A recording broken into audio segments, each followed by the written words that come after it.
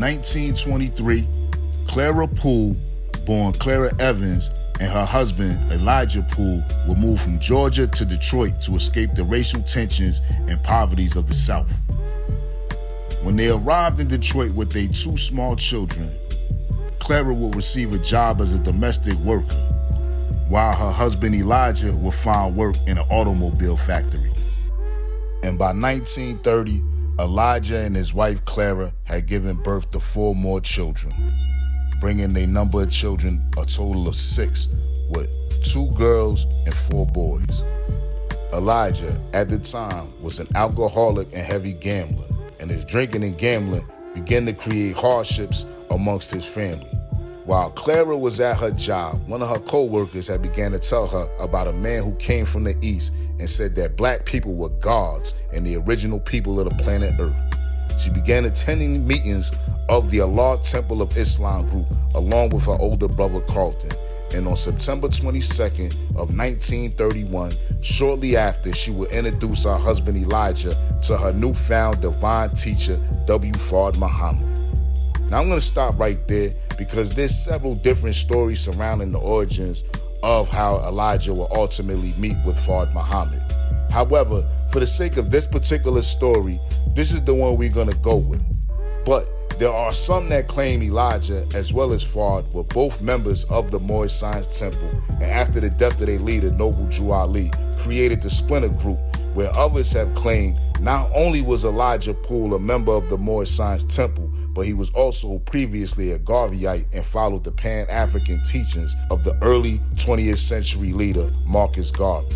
And then there's the claim that it was actually Elijah Muhammad's father, Wally Poole, who introduced him to Fard Muhammad, where it was said that Wally, along with his wife and Elijah's mother, Mary, were original members of Allah's Temple of Islam, which is something we will most definitely be discussing in another program. But anyway, out of respect, we will go with the story most recognized as well as accepted by the Nation of Islam. But yeah, it will be after this initial meeting, Elijah, along with his younger brothers, John, Jam, Johnny, and Khalat, would join the Allah Temple of Islam. Elijah's brothers' collective participation will ultimately make up the core infrastructure of Fard's new movement. Elijah became an avid student of W.F. Muhammad and was renamed Elijah Kareem by Fard and began teaching in Detroit's Temple No. 1. His brother Khalat will be appointed by Fard to Supreme Captain of the Fruit of Islam, or FOI, which was the self-defense arm of the movement. On November 20th, 1932, Temple member Robert Kareem escorted James Smith into a room of 12 people along with Kareem's wife and children. Smith will be placed on a makeshift altar where Robert Kareem will offer Smith as a human sacrifice. Afterwards, Kareem was arrested along with Temple leader Wally Fard Muhammad and his second-in-command, Ugan Ali. Robert Kareem will plead guilty. However, he would be considered legally insane and commuted to Ionia State Hospital, where he would die on the 19th of June in 1935. Just 5 days after the murder, though, while Fard and Ugan Ali, Fard's second-in-command, were still in custody, Elijah Kareem led over 200 Temple members into the court building and held a protest on the main floor. The police would spend a full day removing protesters. Facing criminal charges, Ugan Ali was released from custody, but only after promising to help disband the Allah Temple of Islam, while Fard would agree to leave Detroit. 2 weeks later, on December 7th, the Detroit Police Department would put Fard on a train bound for Chicago. Upon his release, Fard would disband the Allah Temple of Islam officially. However, it would soon be replaced by a new organization called the Nation of Islam. Former leader Ugan Ali was then replaced by Elijah Kareem, who Fard would then rename Elijah Muhammad. He established the Muslim Girl Training and General Civilization class, or MGT, and GCC, where women were taught how to keep their houses clean and cook. The men of the organization were drilled by captains and referred to as the Fruit of Islam, which was also the defense arm of the Nation of Islam, which Fard will appoint Khalat Muhammad, younger brother of Elijah Muhammad, as the supreme captain. Just a month later, in January 1933, Fard would sneak back into Detroit and hold secret meetings with his followers. Shortly after, Fard would resume preaching on street corners, and recognized by the police, he would then be arrested on May 25th, booked and photographed. He was again released and ordered to leave the city. And on September 26th, back in Chicago, Fard would be arrested again by local police while addressing the audience in a rented hall. The following morning, the Chicago judge Dunn dismissed the charge of disturbing the peace and released Fard.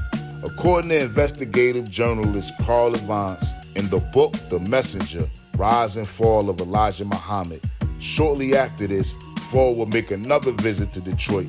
This time, he would tell his believers about the impending war between blacks and whites, and that the white man would be destroyed that year. Fard later explained that an unidentified flying object that was sighted in Canada recently was really a mother plane, a vehicle that resembled the description of Ezekiel's wheel in the Holy Bible. The mother plane was designed and built in Japan by Asiatic brothers at a cost of $15 billion. And when Fard gave the signal, the airships would release smaller ships inside that would drop poison bombs on America.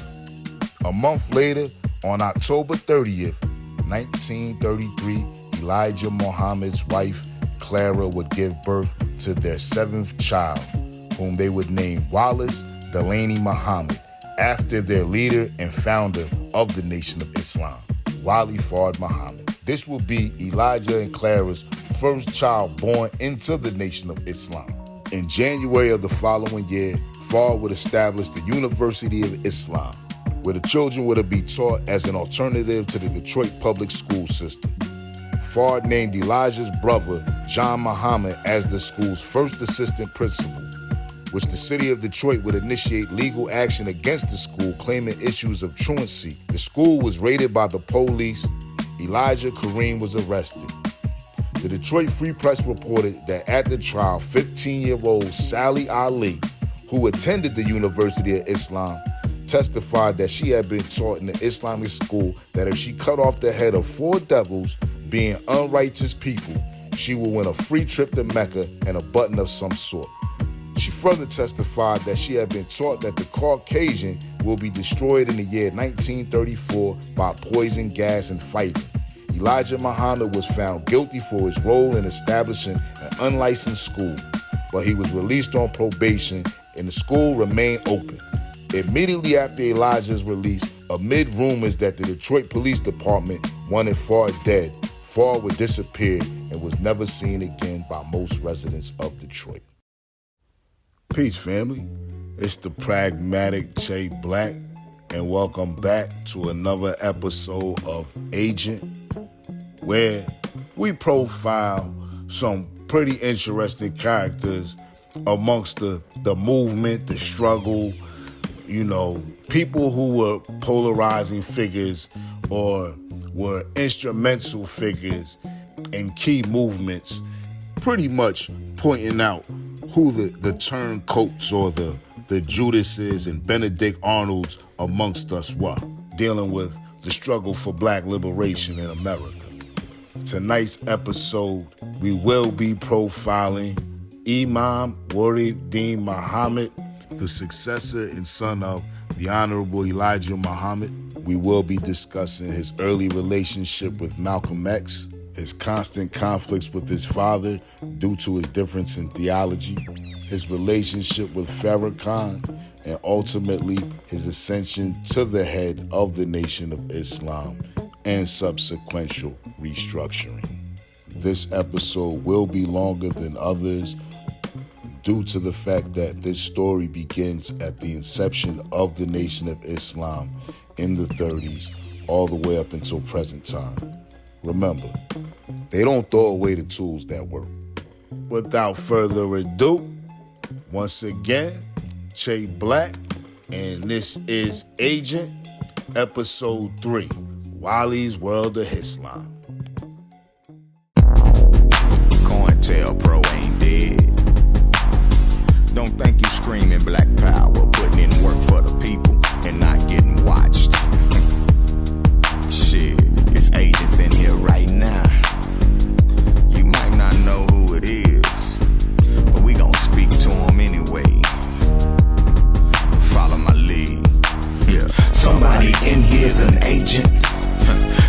Somebody in here's an agent. Just say hi, FBI. Just say hi, FBI. Yeah, somebody in here's an agent. Somebody in here's an agent. Just say hi, FBI. Just say hi, FBI. Yo, somebody in here's an agent. Somebody in here's an agent.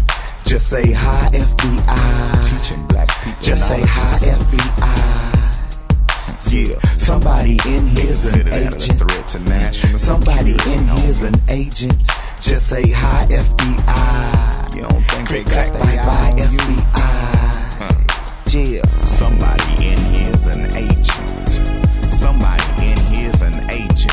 Just say hi, FBI. Just say hi, FBI. Shit, somebody in here's an agent. Somebody in here's an agent. Just say hi, FBI. Click, clack, bye, bye, FBI.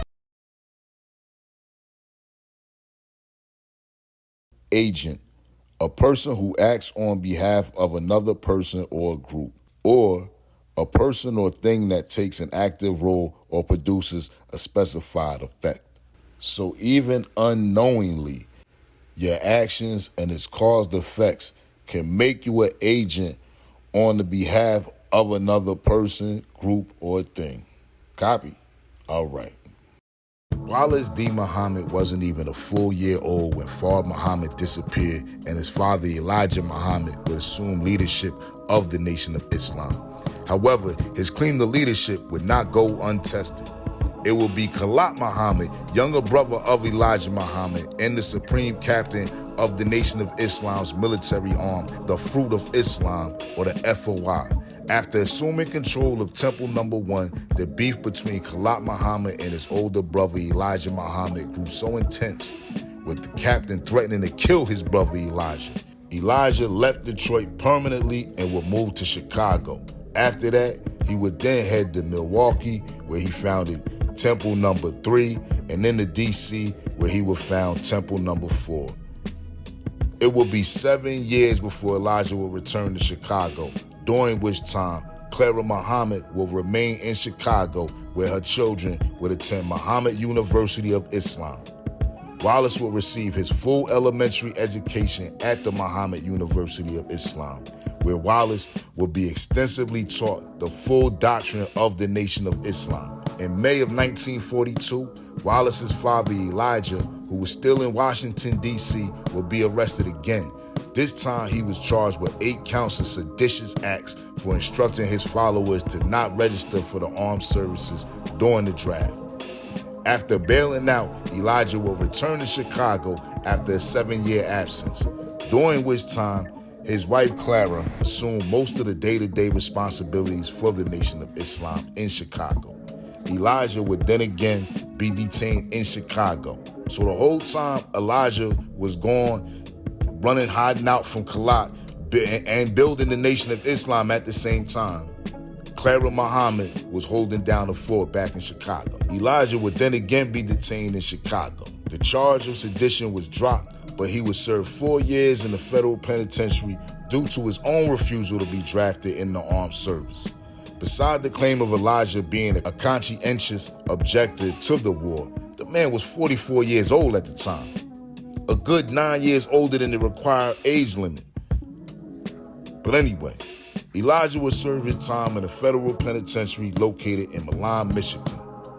It was believed that the FBI aimed to arrest Elijah after the Pearl Harbor bombing to prevent Elijah from preaching his message during wartime.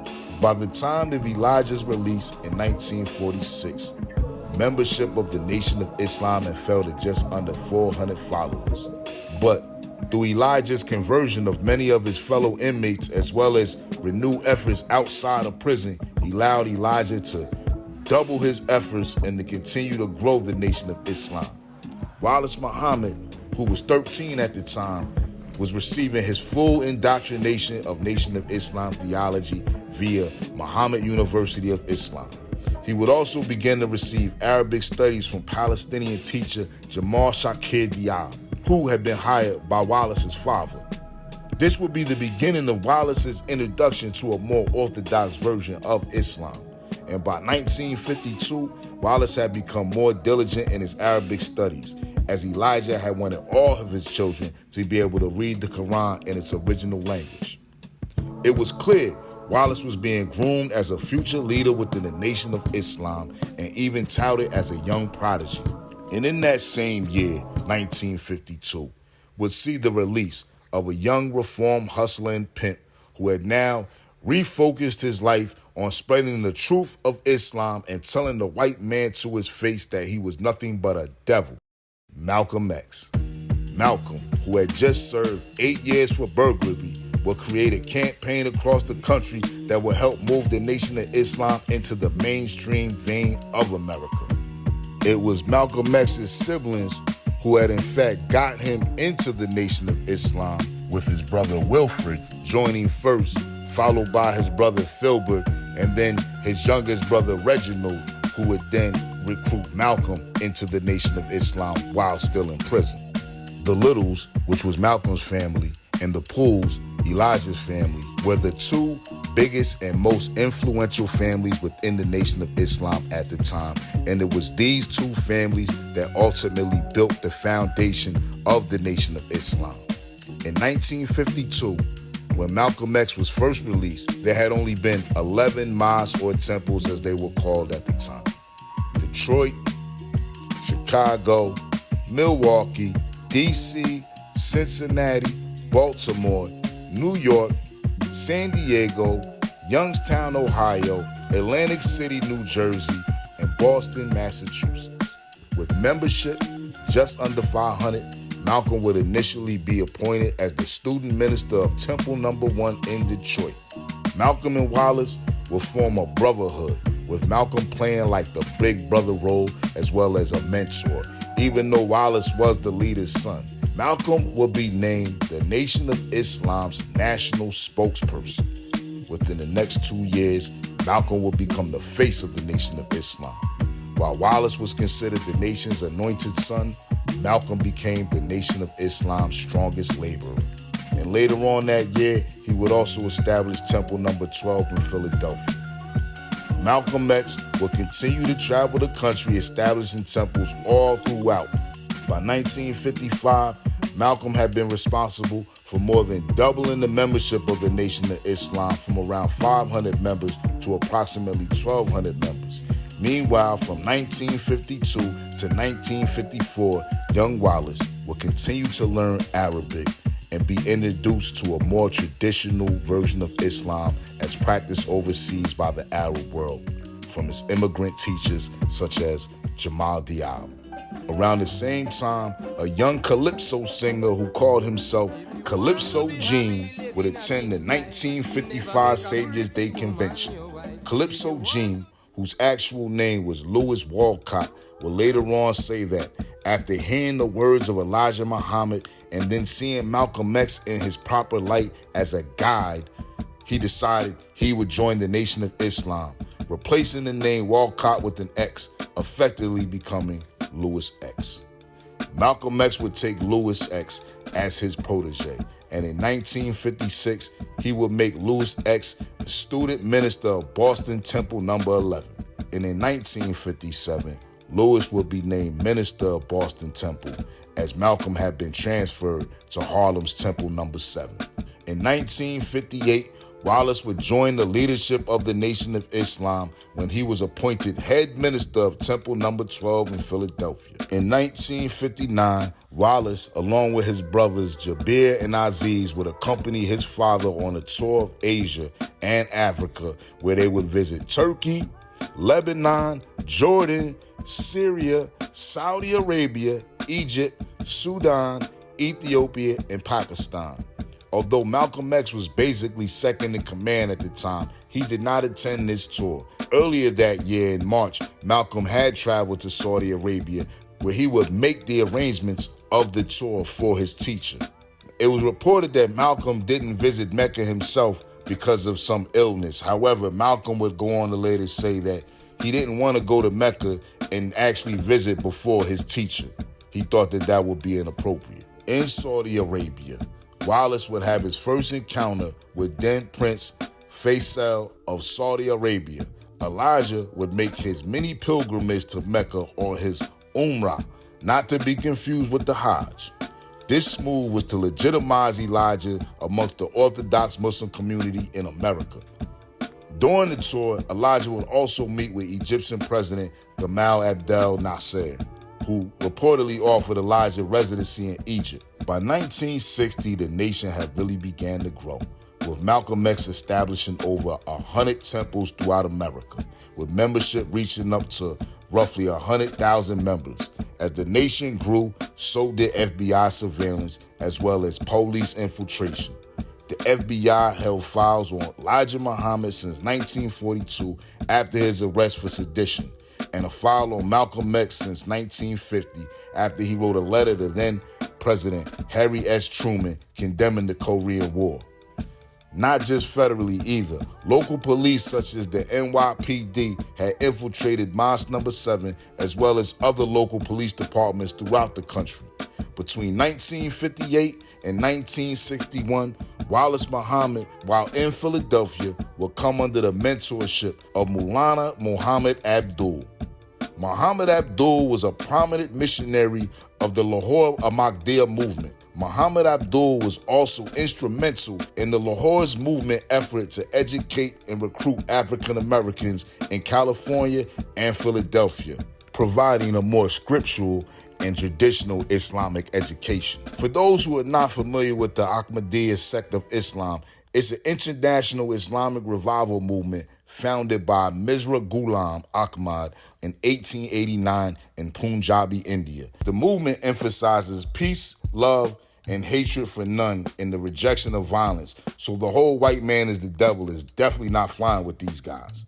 They also believe Mirza Ghulam Ahmad is the promised Messiah and Mahdi, who was sent to fulfill prophecy and revive Islam's original purity while maintaining a strong commitment to the 5 pillars of Islam.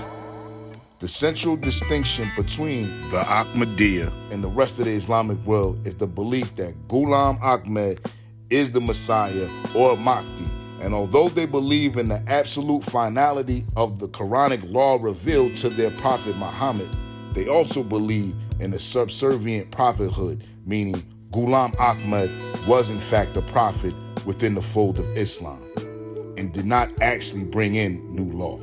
It is said that these teachings are what began to make Wallace question his father's teachings and claims of divinity. On October of 1961, while the Nation of Islam was reaching its zenith in popularity, largely based on the work of their national spokesperson, Malcolm X, with membership reaching over 100,000 in the Nation of Islam's visibility in the Black community, as well as the national media, Wallace Muhammad will be arrested for his failure to report to the Elgin State Hospital to be inducted into the military under the active draft laws.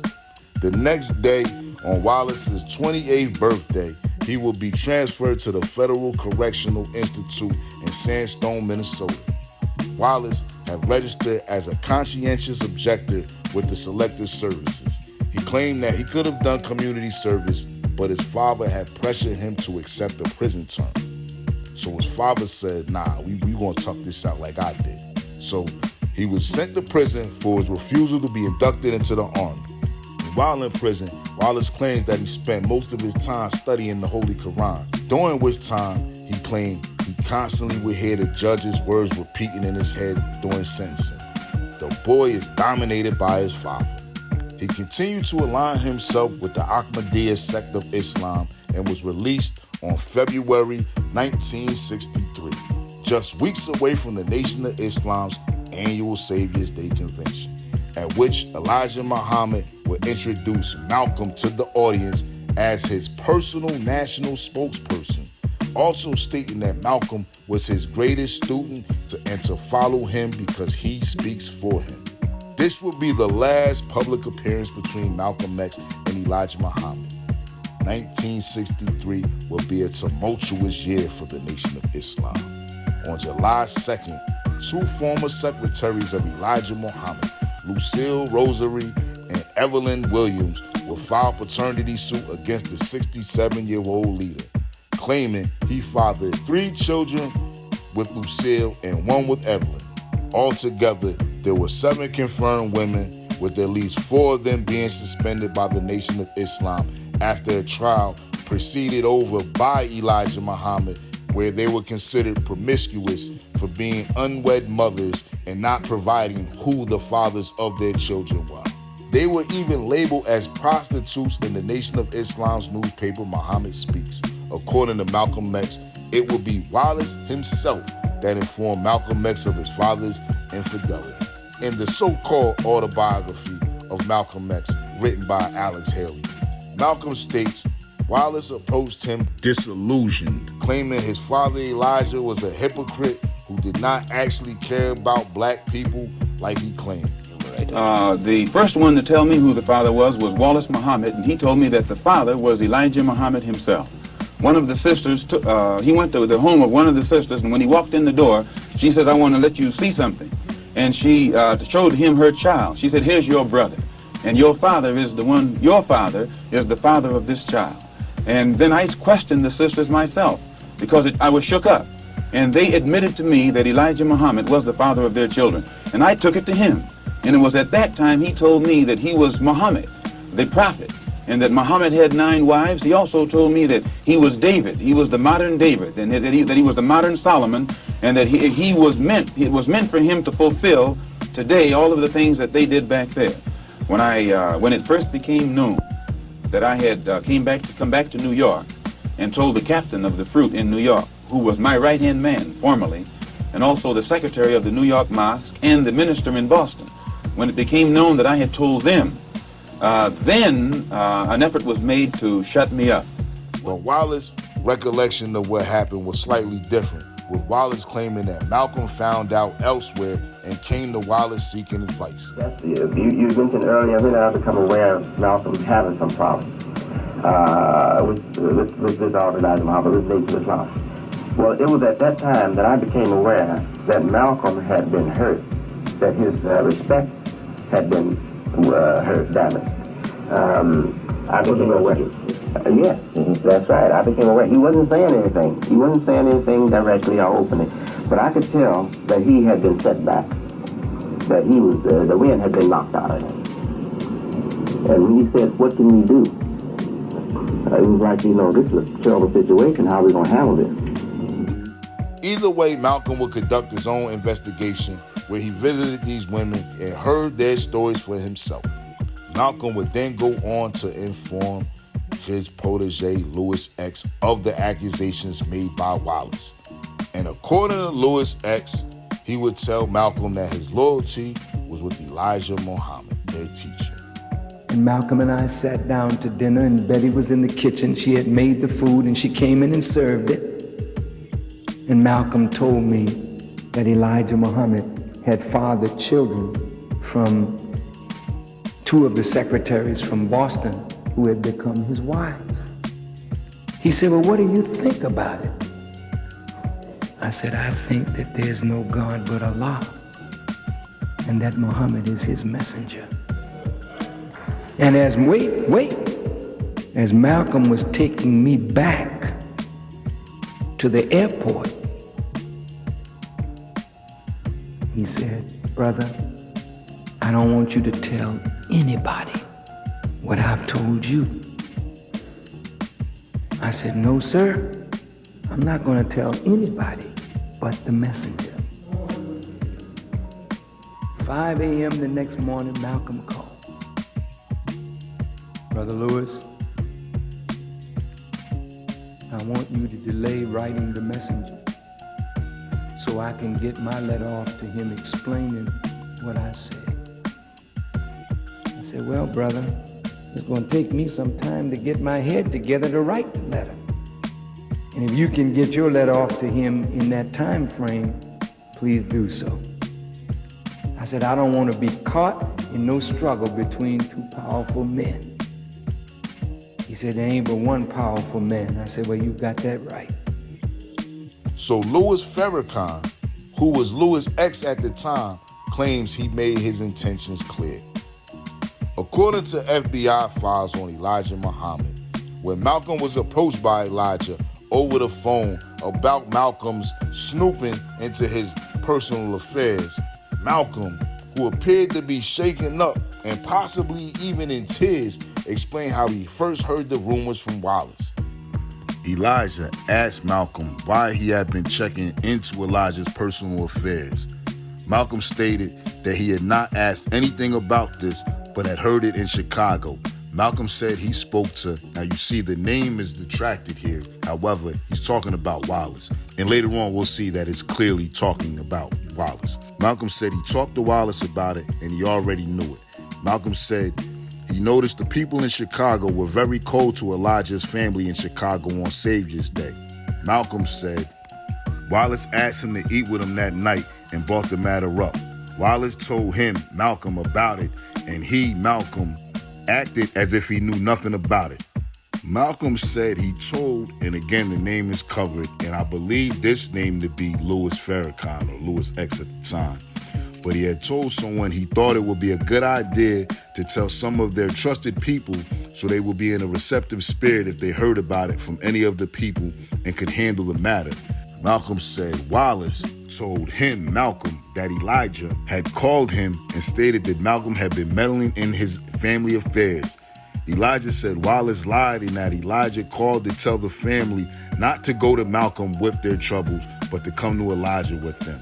Elijah said he did not charge Malcolm with this, and he had charged his family with carrying his affairs to outsiders.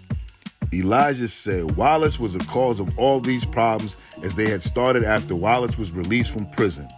Elijah mentioned Allah was punishing Wallace, and now it looks as if he's losing his mind. Elijah stated he had learned Wallace was the one. He mentioned the rest of the family did not want anything to do with Wallace because of his strange actions. Elijah stated he spent $20,000 and tried for 4 years to keep Wallace out of prison. Elijah told Malcolm that he should have withstood the temptation that Wallace had threw at him. Malcolm stated he had lost much of his drive since he had listened to Wallace, and this must have been the reason. Malcolm said he said to himself, how could he be talking like this or have these ideas and still be teaching at the University of Islam? Malcolm said Wallace had mentioned several of Elijah's personal problems, and he told Malcolm that Elijah was not even interested in correcting anything or solving anything or even making progress. Wallace spoke against Elijah. Malcolm commented that he felt better right now than he had in a year. Elijah mentioned how he had helped Malcolm since he was released from prison, and he had been receiving $1,000 per month from Elijah. Malcolm mentioned he benefited by what had happened, and he prayed to Allah he would be forgiven for what he did and had said. Elijah said that Malcolm was being suspended for an indefinite time, and that Elijah, would watch Malcolm to see if he would become stronger. Elijah Muhammad would then be in contact with another person whose name has been redacted and talked about Malcolm. He said Malcolm was starting to cry and that Elijah, was getting hard on him. Elijah said he was not through with Malcolm yet. He said to tell Wallace what Malcolm had said and that Elijah is very much upset in hearing Wallace does not actually believe. He said to also tell Wallace Malcolm put everything on him, all information together. Elijah said, let my son know that. Elijah would also mention in the letter to make sure they contacted the little brother in Boston, which is believed that Elijah calling Malcolm an outsider had deeply hurt Malcolm. See, Malcolm considered Elijah like his father, whereas the tensions between Malcolm and Elijah were just starting to fester. The tensions between Wallace and his father Elijah was beginning to come to a boil. So now Wallace is on the outs and officially excommunicated, while Malcolm is beginning to feel the envy and jealousy from some of the other ministers and administrators within the Nation of Islam. Specifically, Fruit of Islam Captain Joseph, who would later change his name to Yusuf Shah, and National Secretary John Ali, whom according to Ali, Malcolm had introduced him to Elijah Muhammad, as well as suggested John Ali be appointed to his position. It will be later revealed that John Ali had previously been an informant for the FBI, though, thanks in large part to the investigative journalist, a former Washington Post journalist, Carl Evans, who wrote 2 books based on archived news footage and articles, as well as FBI files released under the FBI Information Act. The first was Judas Factor, the plot to kill Malcolm X, and the second was The Rise and Fall of Elijah Muhammad. Both books, great reads, especially with exposing how the intelligence community has infiltrated the black nationalist movement. Now, if you're a member of the Nation of Islam or even a religious follower of Malcolm, though, you might have issues with some of the not-so-flattering information pertaining to the prospective subjects sprinkled throughout the books. And John Ali had actually been exposed as an FBI informant as early as 1963 by journalist and author Louis Lomax, who in his 1963 book titled When the Word is Given, a report on Elijah Muhammad and Malcolm X and the Black Muslim World. Lomax would also repeat the claim in his 1968 book published titled To Kill a Black Man, which was about the parallels between Malcolm X and Martin Luther King's assassination. And 2 years later, in 1970, while Lomax was working on a documentary detailing the role that the FBI played in the Malcolm X assassination, he would be killed in an auto accident in New Mexico.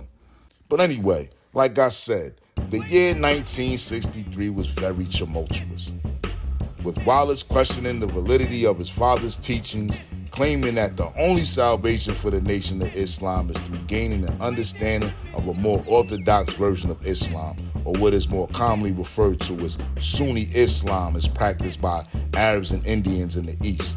Malcolm was now facing internal struggles within the nation, as well as heavy police infiltration. And on November 22nd, 1963, the complete United States would be rocked by a bombshell when President John F. Kennedy was assassinated while driving through Dallas, Texas. Immediately following the death of President Kennedy, Elijah Muhammad will order all of his ministers not to make any statements about the Kennedy assassination to the press. And it was reported that Malcolm was told 3 times to stand down on making any statements about Kennedy. John F. Kennedy had been assassinated. Mr. Muhammad had his son call Malcolm. He said, "Brother Minister Malcolm, my father told me to tell you, and we're calling all over the country, that John F. Kennedy was assassinated, and that we should not say anything in a derogatory way whatsoever, because the man is the president of the United States, and that people love him." Afterwards, Malcolm will open the floor to questions, in which he then began to articulate, as only Malcolm can, how ultimately the death of President Kennedy was a case of chickens coming home to roost. Normally he would speak, but he wouldn't ask for question and answer. This day he asked for question and answer. When he answered, I was really took back. I didn't understand that. And he answered the question. He said, I know I'm going to get in trouble for this, but as far as I'm concerned, it's a case of the chickens coming home to roost. Naturally, John Ali, the National Secretary, was there. And that's how Mr. Muhammad got the news so fast. With Malcolm prying into the private affairs of Elijah Muhammad about his fidelity, Elijah would seize this opportunity to strip Malcolm of his rank and silence him from the press, while suspending Malcolm from the Nation of Islam for a period of 90 days. And according to unclassified FBI records, Louis X would be one of the first people to be informed of Malcolm's suspension. My guess would be that although Louis admired Malcolm as a mentor, that Elijah also took note to Lewis's loyalty as well as his ambitions. And I'm pretty sure it also had something to do with whatever was in the letter that Lewis wrote to Elijah. But that's just my guess. Wallace would reach out to Malcolm during his suspension. Wallace would encourage Malcolm to learn about the more orthodox and traditional Islam. He would also share his dissidence for his own father.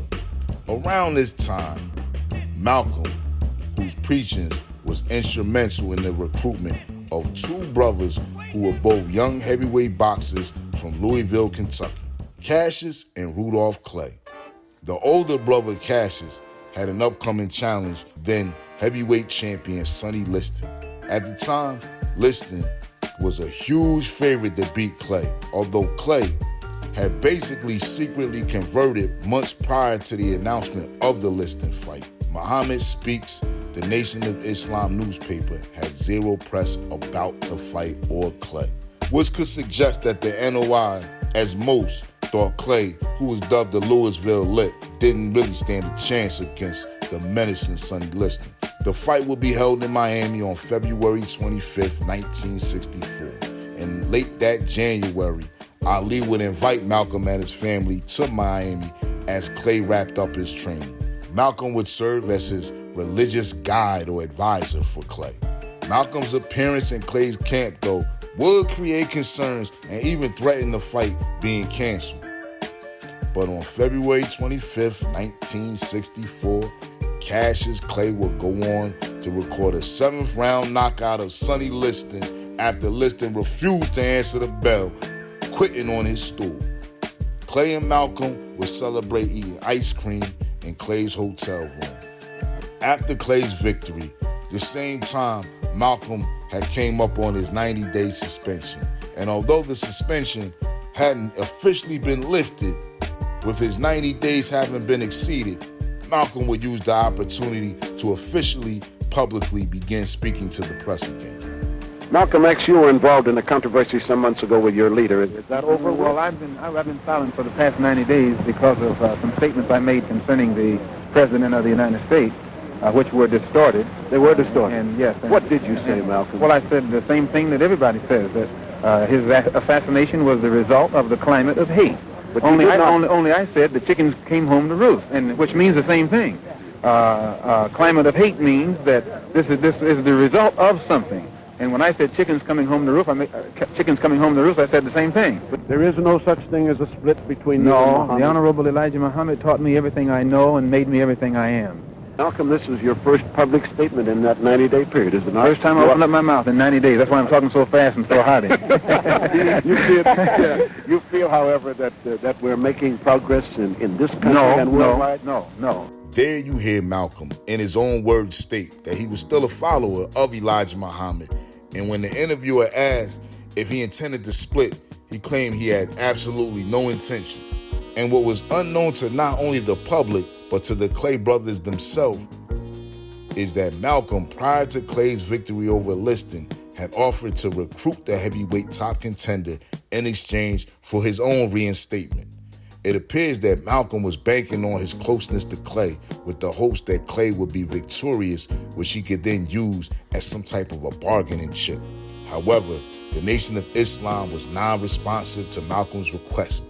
Malcolm had been the only Muslim from the Nation of Islam who seemed to even believe that Clay, who at the time dubbed the Louisville Lip, actually even stood a chance against the menacing champion Sonny Liston.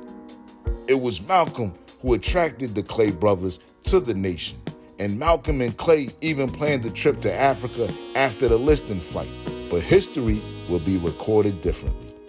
Just hours later, the Nation of Islam will reach out directly to Cassius Clay and accept him and his brother Rudolph into the organization.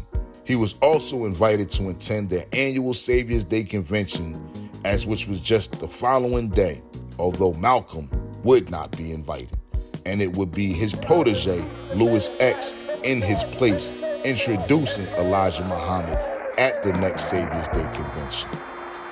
To add insult to injury, the following week, Elijah Muhammad would then rename Cassius Clay Muhammad Ali. And I'm no longer Clay, I'm no longer a slave, so now I'm Muhammad Ali. Whereas Malcolm had been officially a member of the Nation of Islam since the late 40s and been its national spokesperson from around 1952 until his suspension in 1963.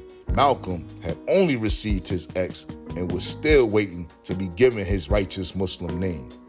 Although publicly Ali proclaimed Malcolm to still be his brother, friendship with Malcolm X. He's a friend of yours now, isn't he? Yeah, he was a brother, man. He's my brother. Whatever he do, he's my brother. A month later, in March 1964, Malcolm will call a press conference at the Teresa Hotel in Harlem to officially announce his split from the Nation of Islam after his suspension had been termed indefinitely. He would also announce the forming of his new organization, Muslim Mosque Incorporated, or Muslim Mosque Inc., which was a direct challenge to the Nation of Islam. Ali would completely cut ties from Malcolm and even began to publicly speak against him.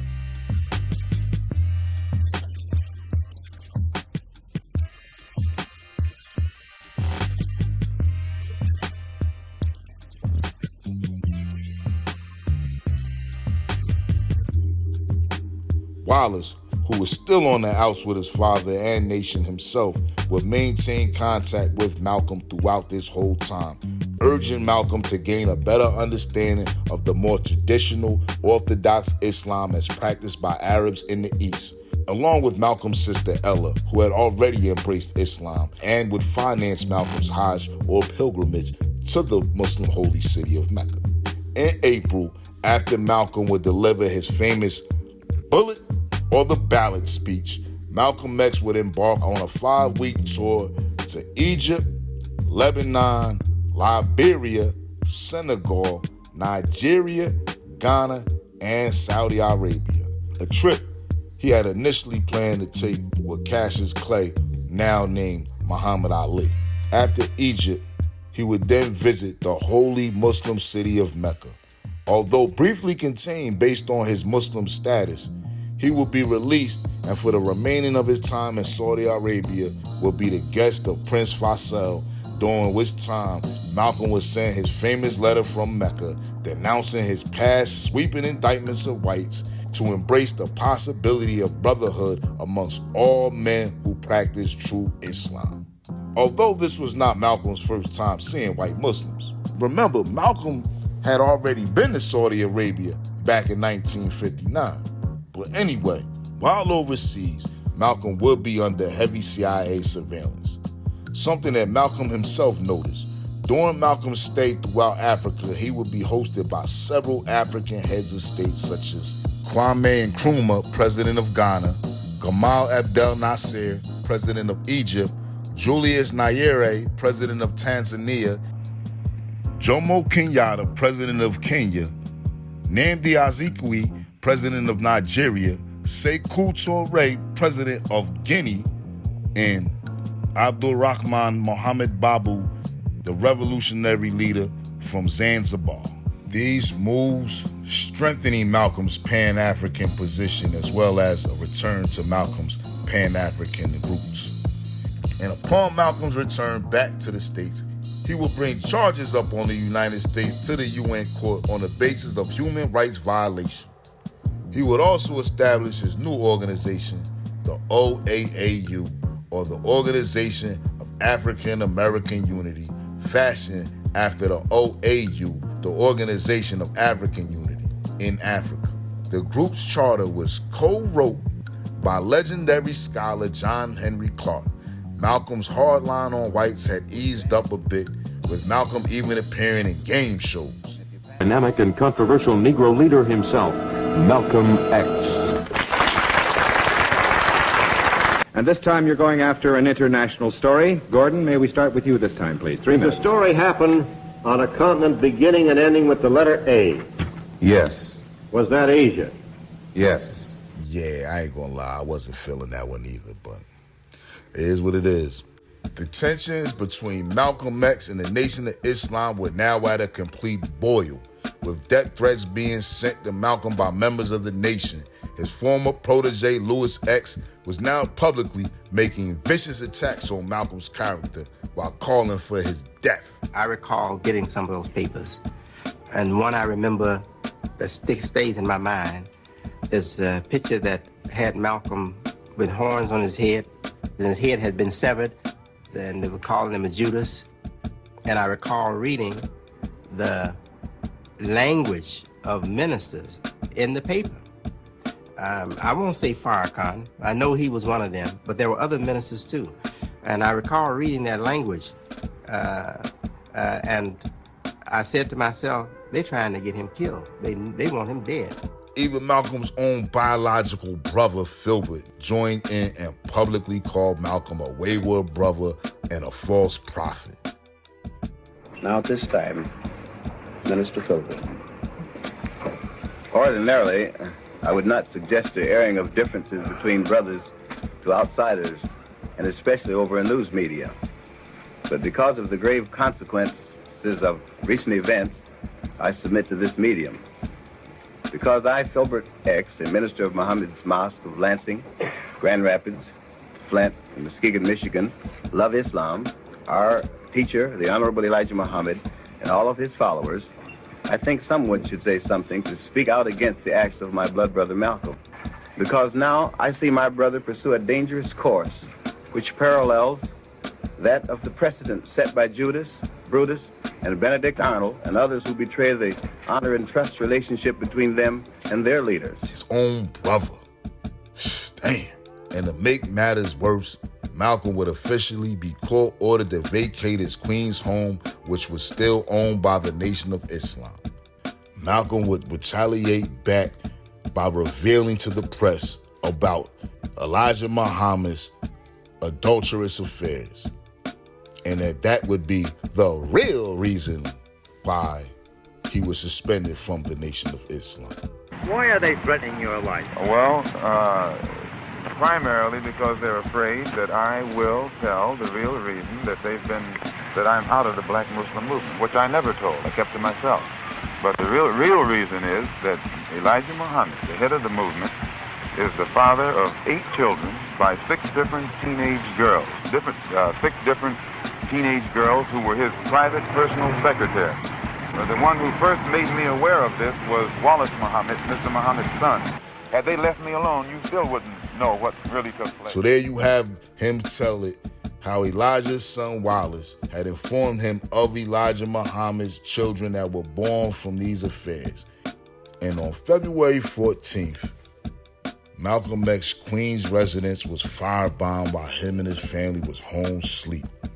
Malcolm and his family would manage to escape unscathed. Malcolm immediately blamed the Nation of Islam.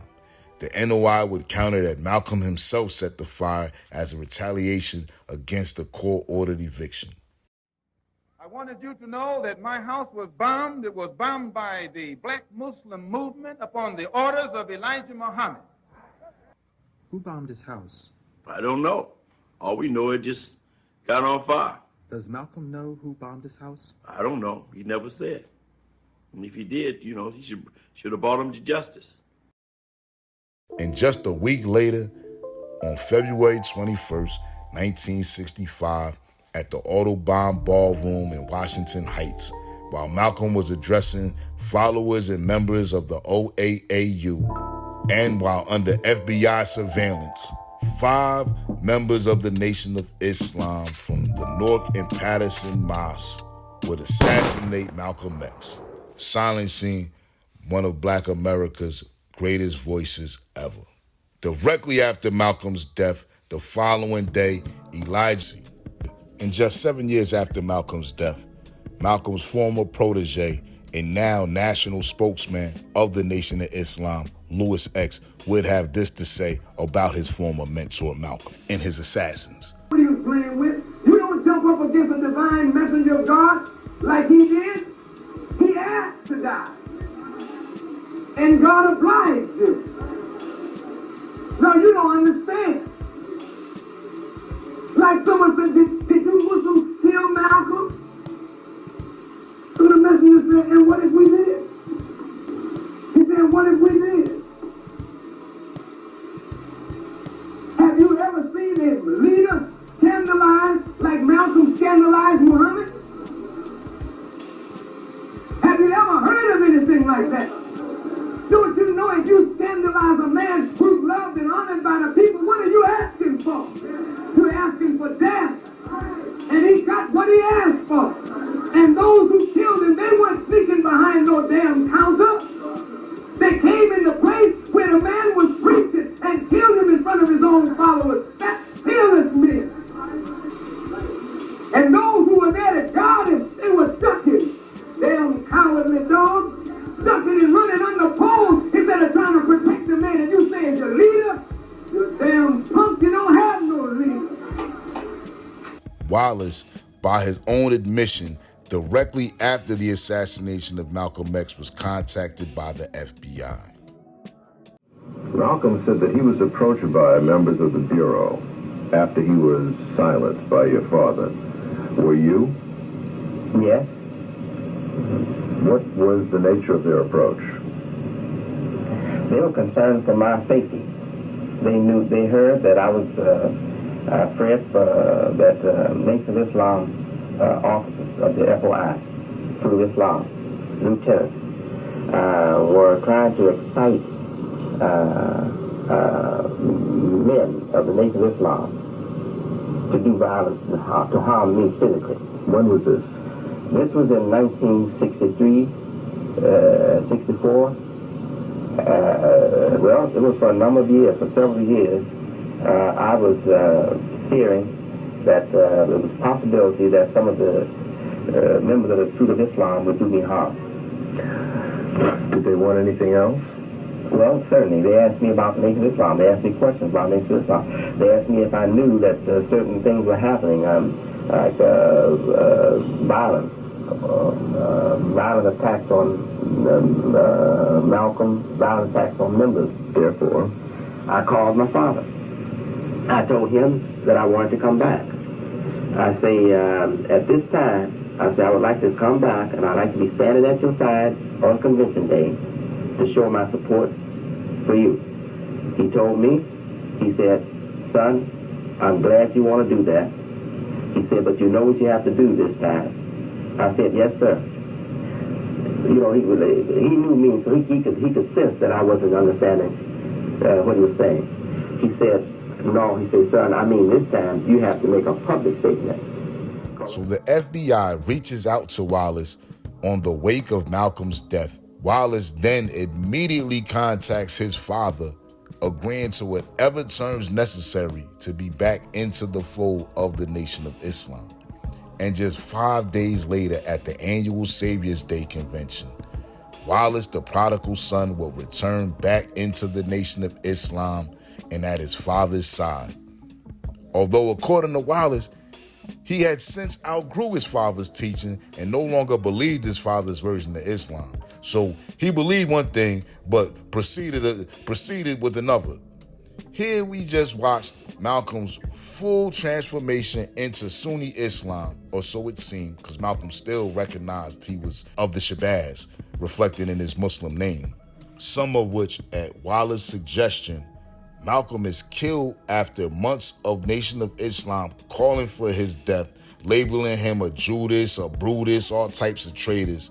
And now, here he go. In Islam, there's a term called munafiqun, which translates to hypocrite. I'm just saying. In 1967, Wallace would then make another trip to Saudi Arabia as part of the Muslim Student Association, where he would gain support as an American Muslim from King Faisal. This time, now he's king now. He ain't the prince no more, of King Faisal, who had previously endorsed Malcolm X. The connection would be pivotal in connecting African-American Muslims with the larger global Islamic world, which was an attempt to legitimize the Nation of Islam amongst the Muslim world. Wallace will remain in the Nation of Islam until 1969, when he again would be excommunicated for his continuous challenging of his father's doctrine. And again, he will return the following year, only to be excommunicated again in 1971. He will return and again be excommunicated 2 more times between 1971 and 1974, when he would then return to the Nation of Islam for good, or at least until, his father died. As 1974 neared its end and the aging Elijah Muhammad's health now in serious decline, there was no clear choice of who would become Elijah's successor. There was Elijah Muhammad's brother, John Muhammad, who was the oldest and longest member of the nation. There was Louis Farrakhan, who was the most visible and dynamic speaker as the national spokesperson. There was Elijah Muhammad's son-in-law, Raymond Sharif, who was the supreme captain and leader of the military branch of the Nation of Islam, the FOI. And then there was the National Secretary, John Ali, it was revealed that John Ali had been an FBI informant in the 1963 book written by Louis Lomax, When the Word is Given. With John Ali's response pretty odd, basically saying he could have been an FBI informant, but they rejected him, or something foolish like that. It was also heavily implied of his work as an informant in Carl Levin's Judas Factor, the plot to kill Malcolm X, where it's revealed that John Ali had in fact been in New Jersey the day before the Malcolm X assassination, where he met with Talmadge Hayer, the only assassin who was actually arrested on the scene of the crime and did time that was actually involved, with the other two who were arrested, Thomas Johnson and Norman Butler, being exonerated of their crime, both after serving about 20 years in prison. FBI files also revealed that Louis X was also in Newark, New Jersey the day before the Malcolm X assassination. So Elijah is sick, and in late January of 1965, he's admitted to the hospital. Although it's debated whether Elijah actually named Wallace his successor, on February 25th, 1975, at 73 years old, Elijah Muhammad will pass away from congenital heart failure the following day at the nation's annual Savior's Day Convention. I tell you, them Savior's Day conventions always pop up at the most convenient time, don't they? But anyway, the following day at the nation's annual Savior's Day Convention, after 5 excommunications from the Nation of Islam for rejecting the divinity of Fard Muhammad, Wallace Muhammad was unanimously voted Supreme Minister of the Nation of Islam. I would like to inform the world that there is no leadership crisis in the Nation of Islam.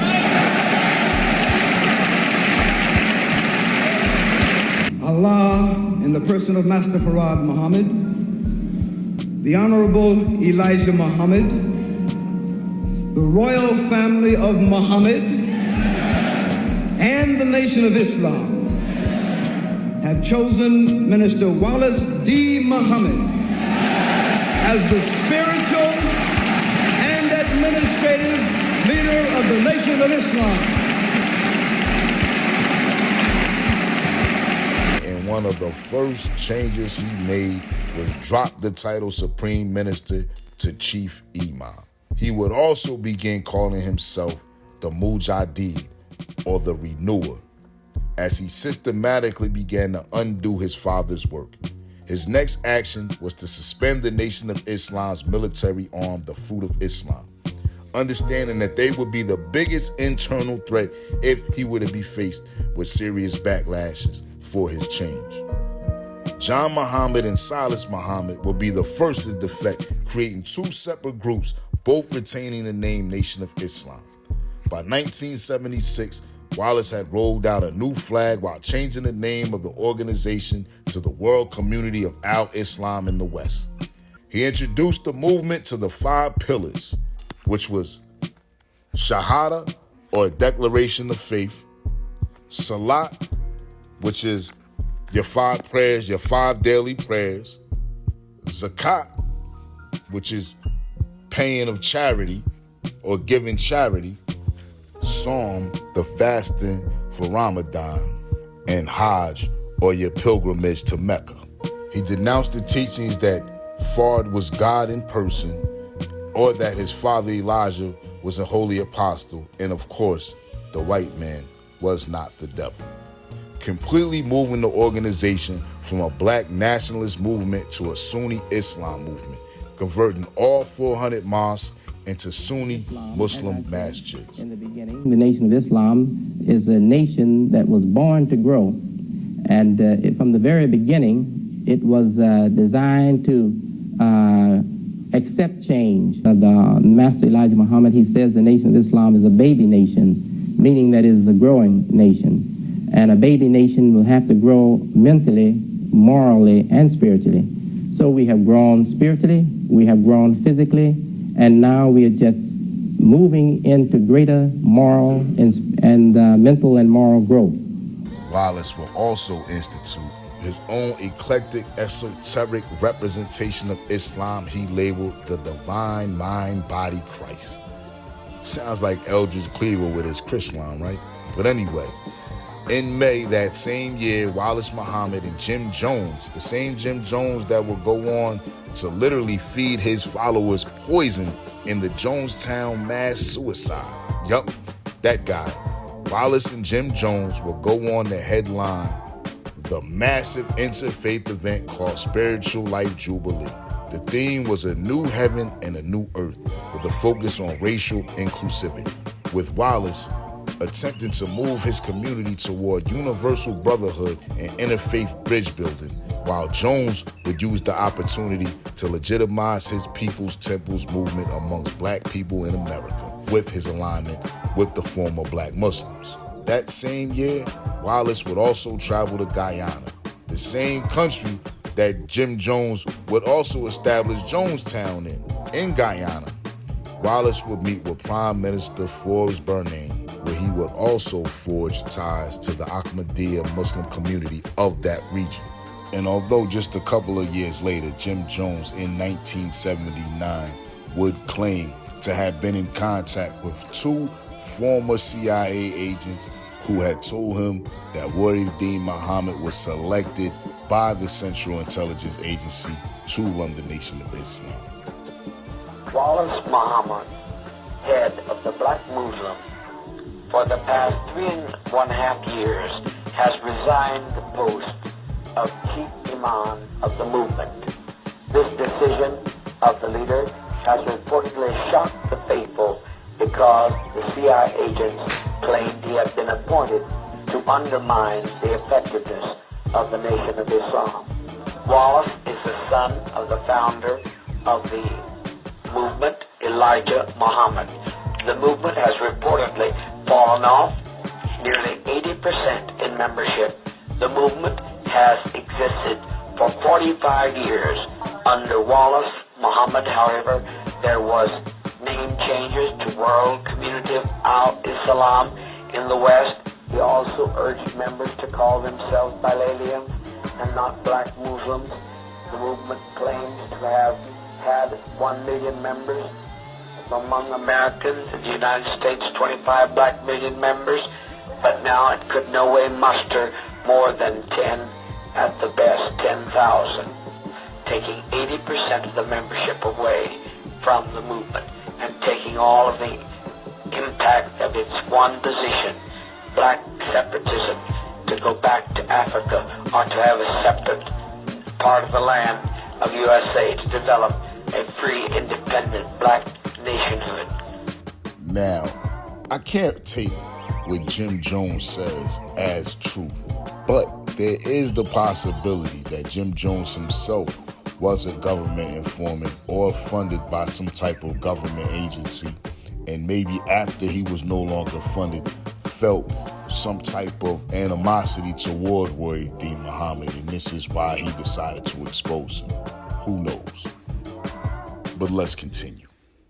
The following year, 1977, Wallace Muhammad would be granted 300 visas through Saudi-based organization, the World Islamic League, where Wallace Muhammad would lead the largest Hajj of not just black Americans, but American-born Muslims, period. The massive Hajj was largely funded by Muhammad Ali, who was still with Wallace. Wallace Muhammad would then change his name to Warith Deen Muhammad, while again changing the name of the organization to the American Muslim Mission. He would now accept whites as members and would encourage his followers to hold a more patriotic stance toward the U.S. government, even encouraging his followers to join the armed service. He would also meet with Jimmy Carter in '77 as he began to become a more mainstream figure in America. Farrakhan, who was now an imam of the American Muslim Mission, would have this to say in an interview about the changes that were made. And articulating many of the policy changes that Mr. Muhammad has initiated, including integration. How is that being received both on the outside and inside? Well, let me say this. As black people look at the Nation of Islam, we have always liked to classify or characterize the Nation of Islam's development. And if we look at Islam as religion, you never refer to Islam as an integrationist religion. Though in Islam there are black Muslims, red Muslims, brown Muslims, yellow Muslims, and white Muslims. But now as we move into the broad world of Islam, then we have to learn to respect all of the components of that nation of Islam. So you would never say that Muslims are integrationists with the connotation of integration, but we are Muslims, and every Muslim is the brother of a Muslim. Years later, Farrakhan will reflect on these shifts made by Wallace. That when the new leadership came to power, its first act was to tell all of the Muslims, put away the books of Elijah Muhammad. That's right. Put them away. Don't read them no more. Come to me. That's right. That's right. I didn't say it. He said it. That's right. Is that true? That's true. The second thing he did was close up every one of the universities of Islam. Did he close them up? Close them all up. And the main difficulty I had was his feelings about his father. I wrote him about it. I sent him a tape on it and talked to him personally. He knows these things, and if he were here, he would bear me witness. He knows the heart of this brother because he tried me in a way that you could never try me. And I heard him say once, he believed the brother got a good heart. He don't believe it. He know it. Because if I didn't have a good heart, we'd have killed till blood was running everywhere. Apparently, he wasn't feeling it. Warith Deen Muhammad will continue his interfaith mission, and on February 1978, he gave an historic address before 1,000 Jews and Muslims at the Washington Hebrew congregation. That same year, Louis Farrakhan, who now served as an imam for Wallace, became completely disenfranchised with Wallace's new organization. Louis Farrakhan, along with Lucius Bey, Abdul Ali Muhammad, and Harold 10X, who would later become Farrakhan's most loyal aide and be renamed Malik Rushaddin by Farrakhan, and then later Dr. Khalid Abdul Muhammad. They would all defect from Wallace's leadership to reinstitute Elijah's teaching and revive the original Nation of Islam.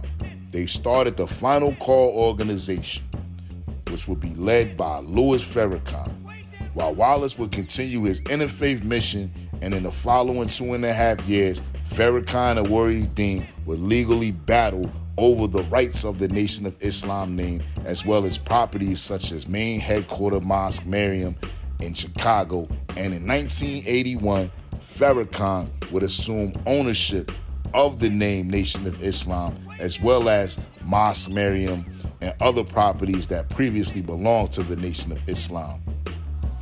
That after 29 years of the effort of Elijah Muhammad to rebuild, after 40 years of a great, magnificent history, darkness is going to come over the nation.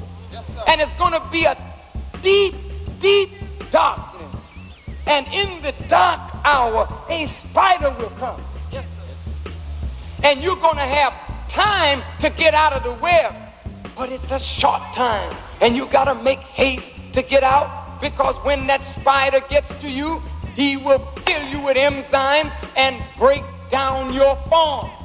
Now you look at all the Muslims that fell in the night. Their form has been broken down. Their moral form, their spiritual form, even their physical form is no longer what it was, because a spider injected them with a poisonous doctrine that broke down their form, and he sucked them up. In 1985, Warith Deen would again change the name of the organization to the American Society of Muslims, after decentralizing its leadership as he continued closing the ties with the Arab Islam world while distancing himself from his black nationalist past, essentially bending over backwards to show the Arab world he was not his father. In 1990, After Iraq's invasion of Kuwait, Imam Warith Deen Muhammad would condemn Iraq's actions while participating in an international conference on the current situation in the Gulf at that time. Warith Deen would go on to state, "We consider George Bush to be an honorable man. We commend his actions in ordering the surgical strikes on military installations. These efforts to avoid excessive loss of human life are appreciated." So you see he's over here praising George Bush back in 1991, the Republican George Bush. Imam Warith Deen Muhammad would be the only American imam to openly support the U.S. bombing of Iraq, with his endorsement coming just on the eve of the Amira shelter bombing, which killed over 400 Iraqi civilians. When questioned about his Gulf War endorsements and the call for Muslims to fight Muslims in general conflicts and within his community, he replied, "It is a conflict. It is a conflict of emotions and the conflicts of conscience for many. But for me, it is no conflict of conscience when I know that I am on the right side. Once I know that I'm on the right side, I have no conflict of conscience at all. I did not rush into any decision. I thought it out very carefully, so I thank America many times. I thank you again. I thank the military. I thank the army. I thank all of you. I told my sons I would be proud if my sons were in the military." Do you hear this? He's supposed to be a Muslim.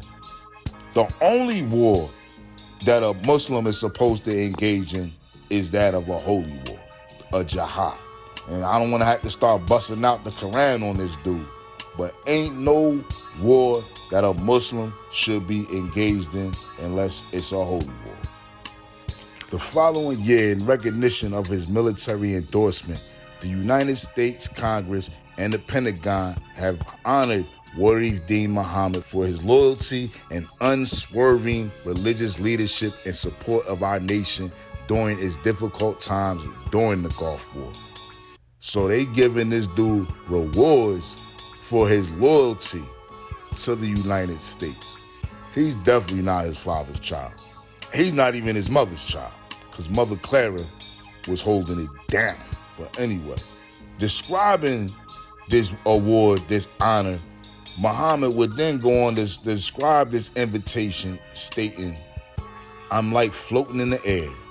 I never dreamed that I would receive such an invitation."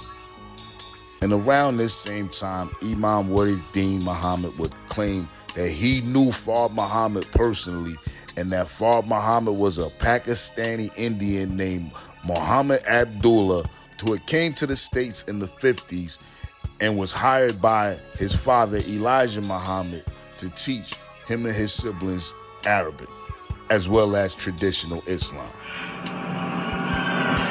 Farad, I believe, had good intentions,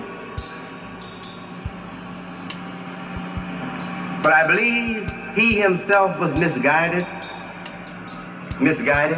and perhaps by the religious group that he was born of or born in. And I know for a fact that Farad himself repented his works, repented what he had done, and made an effort himself to bring about the end of his own works that were in contradiction or were in opposition to the true religion Islam. I know this for a fact. I'll tell you who he was. Any of you who know Muhammad Abdullah of San Francisco, California, of Haywood, California, Muhammad Abdullah was W.F. Muhammad, W.D. Farad, Wally'S D. Farad. All those names he used. The last name he used was Muhammad Abdullah. These same claims will also be made by Khalila Ali, who was the ex-wife of former heavyweight champion Muhammad Ali.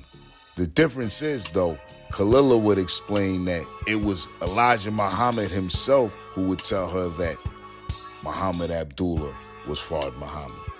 And I only trusted one man, and that was Elijah Muhammad.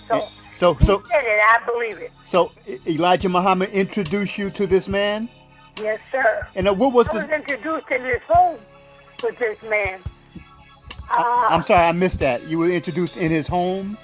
Yeah, I was introduced to him in Elijah Muhammad's home, not in my home. Okay, so he was at Elijah Muhammad's home. He was at his home. And Elijah Muhammad said to you, "This is Master Farad Muhammad?" That's what he said. Now, of course, the Nation of Islam has refuted this claim. Though years later on the American Muslim Hour talk show, while being interviewed, Warith Deen Muhammad would say he never once met the man called Farad Muhammad. I see. Yes. But you actually were never exposed to Mr. Farad yourself, I'm talking. No, never. No, never. So 1 minute he knows for a fact, the next minute they never encountered. But anyway, and in 1993, he became the first Muslim to deliver an address on Georgia state legislation, and later in 93, he would give an Islamic prayer at the inaugural interfaith prayer service of Bill Clinton. You see the payoff? You see the rewards here he's been given? I know y'all see this. In 1996, Imam Warith Deen Muhammad would meet the Pope John Paul II and his Cardinal Francis Arentz at Holy See in Rome. Warith Deen Muhammad and Pope John Paul would meet again on multiple occasions. He just friends with all of these slick devils now. Like, his pops done passed away, and now he go out there and he hanging out with the Arabs overseas who never liked his father one bit. Then he was kicking it with Jim Jones. Then he done flip-flopped and he was kicking it with Jimmy Carter. Now you see him up here with Bill Clinton and Pope John Paul II. Like, what is this guy really on? But anyway, they would meet again on multiple occasions, and notably again in 1999, Warith Deen Muhammad would share the stage with Pope John Paul II, as well as the Dalai Lama, where he would address 100,000 people from the pulpit of the Vatican. So you get invited to the Vatican, you making speeches from the pulpit of the Vatican. You can't be saying nothing for the people, it's not for our people, if you talking from the pulpit of the Vatican, side by side with the Pope. Anyway, so he addressed 100,000 people from the pulpit of the Vatican, where he was the only Muslim, as well as the only African American to ever do something like that. Wow, just wow. In 1997, Warith Deen Muhammad would be appointed to Bill Clinton's Religious Council Advisory, and in 1999, Warith Deen Muhammad attended the invite-only Jubilean Interfaith Congress for World Peace in Tiberias, Israel. A Muslim at a peace conference in Israel. Almost sounds like the opening line of a joke. That same year, he was also given a certificate of appreciation from the United States Department of State, which is an executive department, which means law enforcement for the U.S. federal government. The State Department is also responsible for foreign policy, or foreign policing. We see he's now beginning to get the rewards of his years of dedicated work, and we see who is rewarding him now. Check? Okay. Now, although Imam Muhammad would criticize Farrakhan, questioning his motivations and his racial divisiveness of his ministry, by 1999, the two would publicly reconcile, with Warith Deen Muhammad appearing at the 2000 annual Savior's Day Convention, and also the Million Family March in October of 2000, that same year. Some things just have a way of working themselves out, I guess, you know. 1 minute, you know, he came and was destroying the work of the Honorable Elijah Muhammad, and the next minute, I guess this was all some big prophecy, as you see him and Farrakhan, and even him, Farrakhan, and the Arab dude all buddy kicking it. But anyway, on October 29, 2001, Warith Deen Muhammad, Louis Farrakhan, and Pastor Robert A. Schuller, and members of the Parliament of World Religions participated in an evening of religious solidarity at the Islamic Foundation in Villa Park, Illinois. I wonder what Elijah would have been thinking, seeing this go on right now. But Who knows? Farrakhan and Warith were publicly embraced several times over the next few years, but would still continue to publicly criticize one another. As he was reportedly quoted on August 10, 2007, as stating, "For the last 10 years or more, Farrakhan just been selling wolf tickets to the white race and having fun while they collect money and have fancy lifestyles." In the following year, on September 9th, 2008, the dead body of Warith Deen Muhammad was discovered in his home in Chicago by his assistant, Rafa Muhammad. The cause of his death was considered most likely due to a heart attack. He was 74 years old at the time of his death. Warith Deen Muhammad, who considered himself the renewer of the faith, a man who was taught and prepared from birth to be groomed into leadership. As early as 1959, Warith Deen Muhammad was doubting the sincerity of his father's teachings. In 1961, he was sentenced to prison, a sentence he chose based on his father's urging, allegedly, during which time Warith Deen became highly influenced by ahmadiya Islam that's practiced throughout Pakistan and India. And we know that prison is a breeding ground for recruiting turncoats. Upon his release in 1963, Warith Deen began to feud with his father over the divinity of Fard Muhammad, with Wally'S claiming Fard was not Allah in person. He then begins to persuade Malcolm that the more orthodox version of Islam taught by the Arabs in the East was the only salvation for the Nation of Islam. He also informs Malcolm of his father's adulterous affairs with his secretaries and that they resulted in several children being fathered by Elijah Muhammad. All this was instrumental in the split between Malcolm and Elijah, which came to a head when Malcolm publicly made a statement about the assassination of President John F. Kennedy, after he was given explicit orders not to. Now, it's fair to say that Malcolm was very aware of his actions at the time. Malcolm was instrumental in the building of the Nation of Islam, as well as the structuring of the FOI. So if anybody understood rank and file and the importance of following orders, it was Malcolm. And now, a lot of us who love Malcolm never seem to acknowledge or admit the play Malcolm appeared to be making, with Malcolm believing Wally'S and that Wally'S was in his corner. The next move was to tell who he believed to be his most trusted protege, Louis X. But Louis X, full of ambition, seen his opportunity by staying loyal to Elijah Muhammad. And his relationship with Cassius Clay, whom he had been teaching Islam to for at least 2 years prior to the championship fight with Liston. Did Malcolm believe he had some kind of bargaining chip with Clay? It's clear that Malcolm wanted back into the nation. Did Malcolm believe the nation would accept him back on the behalf of his recruitment of the new heavyweight champion? And if not, Malcolm had already secretly began to start the creation of his new movement, the Muslim Mosque, Inc. Did he believe that Cassius Clay would join his new movement if Malcolm was not brought back into the fold of the Nation of Islam? It's no secret that at the time, Malcolm X was a very likely successor to Elijah Muhammad if he would have passed. Was Malcolm's departure actually fostered by forces within the Nation of Islam by way of infiltration?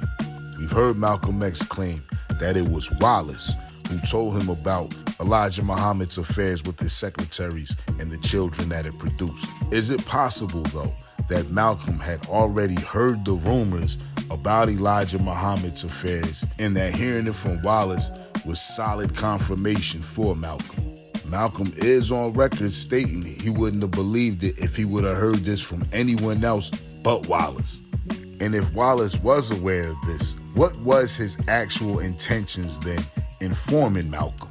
Warith Deen Muhammad claims he started getting a better understanding of true Islam from studying Quran in prison. Yet after Malcolm's conversion, he was killed shortly after. The Nation of Islam celebrated Malcolm's death.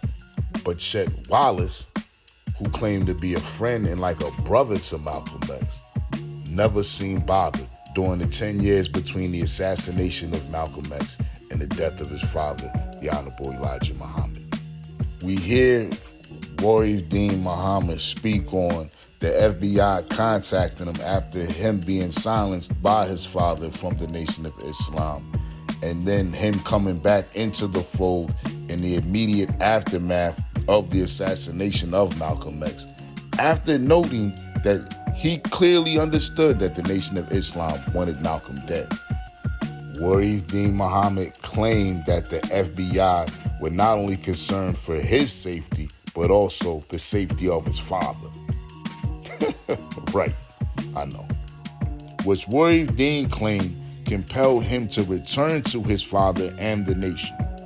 Even though he claims he no longer believed in the divinity of Fard, yet he would announce publicly at the following Savior's Day convention that he bears witness that there is no God but Allah who came in the person of W. Fard Muhammad, even though he doesn't believe it. So much for word is bond and bond is life. Now Malcolm is gone, and within the next 8 years, Wallace is suspended and reinstated 4 more times. He's reinstated just under a year before his father and leader of the organization, Elijah Muhammad, would pass. With all that in and out, how was he named the successor of the organization? A man who hadn't even showed a year of solid loyalty before the passing of the organization's leader. But yet he's named the successor?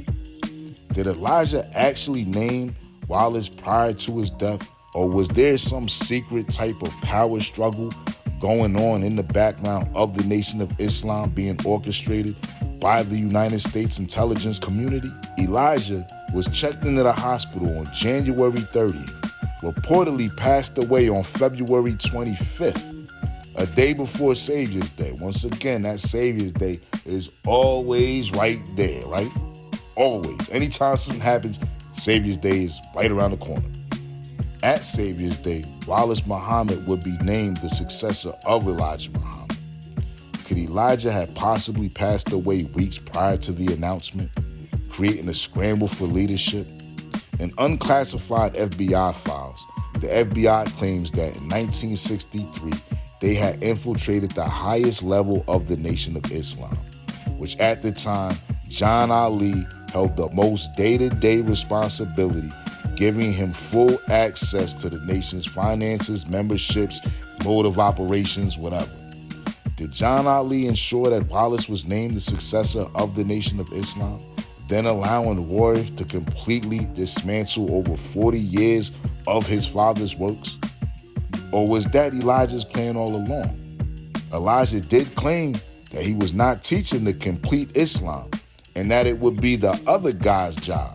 Did Elijah believe his son would teach the complete Islam to continue a mission that he only started? It's clear that Warith was never truly a black nationalist. And although he fashions himself a renewer of the faith, amongst the Sunni community that follows the Salafi or pious ways of the Prophet, they actually reject the Ahmadiyya and Mirza Ghulam's claim of prophethood. It's considered a bid'ah or an innovation, where Warith and his followers are considered deviants of the Sunnah. We've also seen Warith go from a conscientious objector of the Korean War to advocating for the bombing of Muslim nations. We've seen him honored by the United States Congress and the Pentagon for his unswerving loyalty and support of the United States during the Gulf War. In 1997, he was appointed to Bill Clinton's Religious Advisory Council, and in 1999, he received a certificate for appreciation by the United States Department of State. He's getting invited to peace conferences in Israel, invitation-only peace conferences in Israel. You can basically see the rewards given for the work he did, or undid, should I say. So I'm asking you, was Warith Deen Muhammad some religious zealot who, through his understanding, became a pan-Arab conspirator by default, causing him to undo the work of his father? Or was he an agent of someone or something far more sinister? I've made the charge. Now you tell me your verdict in the comments. And again, I am the pragmatic Che Blak. This was episode 3 of Agent, Wally'S World of Islam. Stay tuned because episode 4 of Agent will be dropping soon. Until next time, peace and salute to all champions of truth. Tell your boss that this movement is enormous. We stay on alert, but you do not alarm us. Somebody in here's an agent. Somebody in here's an agent. Just say hi, FBI. Teaching black people. Just say hi, FBI. Yeah, somebody in here's an agent. Threat to national Somebody in here's an agent. Just say hi, FBI. You don't think they got bye, FBI.